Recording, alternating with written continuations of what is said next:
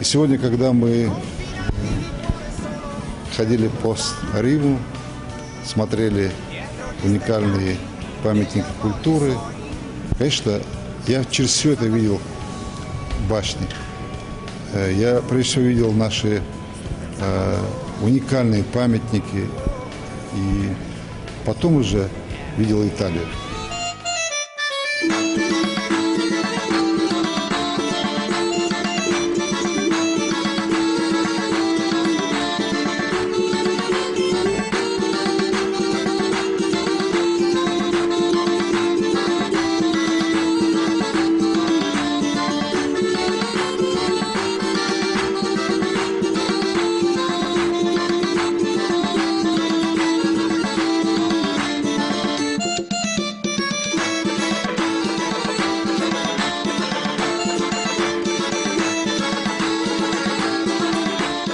Так случилось, что увидеть Италию в дни фестиваля захотел не только президент Ингушетии. Официальный визит американского президента Джорджа Буша совпал с днями молодой российской культуры в Италии.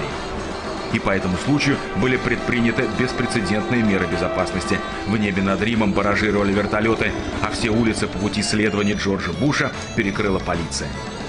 Центр города, где движение и так затруднено, стал для автомобилистов практически недоступен, и они не жалели крепких, непереводимых на русский язык выражений. Резиденция российского посла известна всему Риму.